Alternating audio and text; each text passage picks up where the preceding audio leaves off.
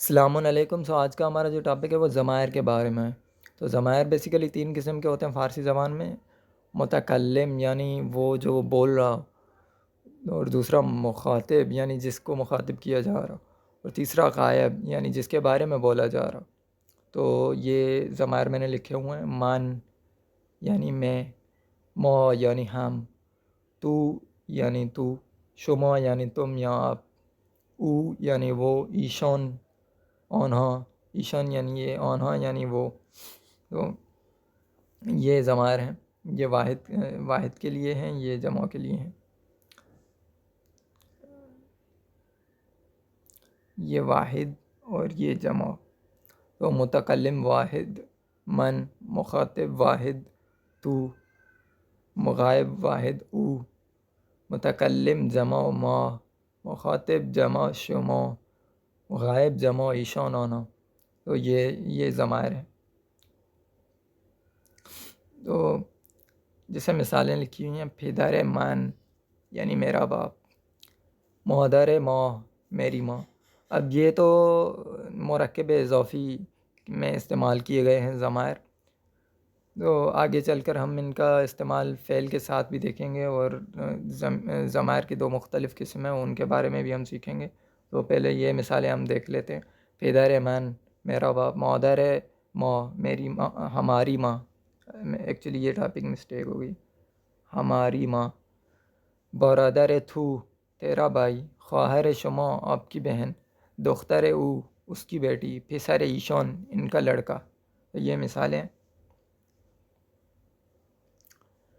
تو ضمیریں میں نے جس طرح بتایا کہ ان کے دو الگ قسم بھی ہوتے ہیں. ضمیر منفصل، ایسی ضمیریں جو کلمے سے ملی ہوئی نہ ہوں، یعنی اگر کسی لفظ کے ساتھ ان کو جوڑا جا رہا ہو تو ان کی معنی ہو، لیکن اگر ان کے علاوہ بھی ان کو لکھا جائے تب بھی ان کی معنی ہو. جیسے اب من ایک ایسا ضمیر ہے جس کو اگر کسی لفظ سے جوڑا نہ جائے، نہ ملایا جائے کسی بھی کلمے سے، پھر بھی یہ اپنی بذات خود معنی رکھتا ہے، اپنی معانی رکھتا ہے.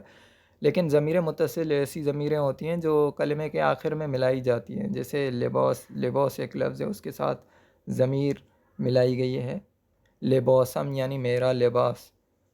تو اس کے ساتھ جو ضمیر ملائی گئی ہے وہ ضمیر متصل ہے. ایسی ضمیریں جو کلمے سے ملی ہوئی ہوں اور اس کے علاوہ ان کی کوئی معنی نہ ہو، تو ایسی ضمیروں کو ضمیر متصل کہا جاتا ہے.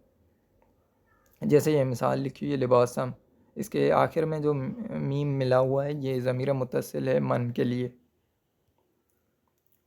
تو ضمیر متصل اگر اسم کے ساتھ لگیں تو جیسے من کے لیے میم ہے، اور ماں کے لیے یہ اور میم، تو کے لیے تے، شما کے لیے تان، او کے لیے شین، ایشان کے لیے شان. اگر فعل کے ساتھ لگائی جائے تو من کے لیے میم، اور ماں کے لیے یہ میم، اور تو کے لیے یہ، شما کے لیے یہ اور دال، او کے لیے کچھ بھی نہیں ہے فعل کے ساتھ اگر لگایا جا رہا ہے تو. ایشان کے لیے ند، یہ فعل کے ساتھ، اور اسم کے ساتھ میں نے آپ کو بتا دیا. یہ ڈفرنس ہے، یہ یاد کر لیں. اسم کے ساتھ اگر لگیں گے تو یہ ضمیر متصل ہوگی، اگر فعل کے ساتھ لگیں گے تو یہ ضمیر متصل ہوں گی. تو اب دوبارہ اسی ٹیبل کو دیکھ لیتے ہیں. پدر من، اس کے لیے متصل ضمیر ہم نے ملائی ہے پدرم یعنی میرا باپ. مادر ماں، مادر مون. اب اس میں بھی ضمیر متصل مون لگا دیا، مادر کے ساتھ اٹیچ کر دیا. مادر ماں، مادر مون یعنی ہماری ماں، یعنی ہماری ماں. یہ ٹائپنگ مسٹیک ہو گئی ہے، اس کو اگنور کر دیجیے گا.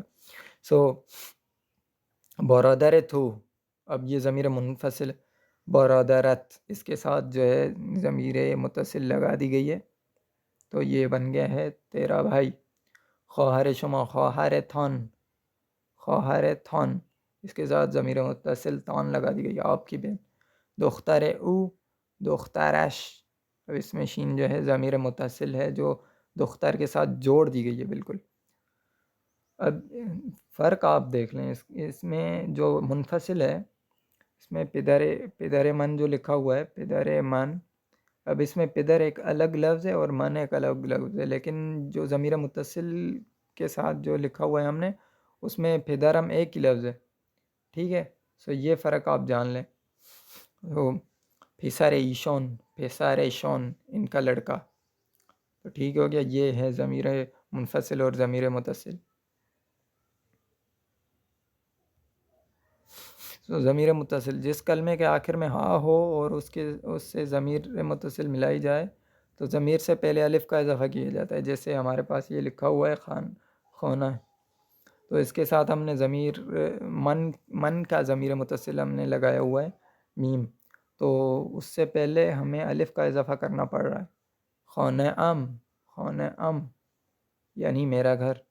تو جس کلمے کے آخر میں الف یا واو ہو تو ضمیر سے پہلے یہ کا اضافہ کیا جاتا ہے، جیسے یہ لفظ ہے بو، اب اس میں او کے لیے جو ضمیر متصل استعمال ہوتی ہے شین، اس کا اضافہ کیا جا رہا ہے، تو پہلے یہ لگائیں گے بیچ میں، پھر شین کا اضافہ کریں گے، بو یش، تو بن جائے گا بو یش۔ سو یہ ہے ضمیر متصل استعمال کرنے کا طریقہ کار۔ تو یہ تھا ہمارا ضمیر کے متعلق ہمارا جو ٹاپک تھا۔ اب آگے چل کر بہت ہی مشکل ہو جائے گی، مشکل ہوتی جائے گی گرامر، لیکن اگر یہ چیزیں آپ کی کلیئر ہیں تو پھر آپ کے لیے بہت ہی آسانیاں ہیں۔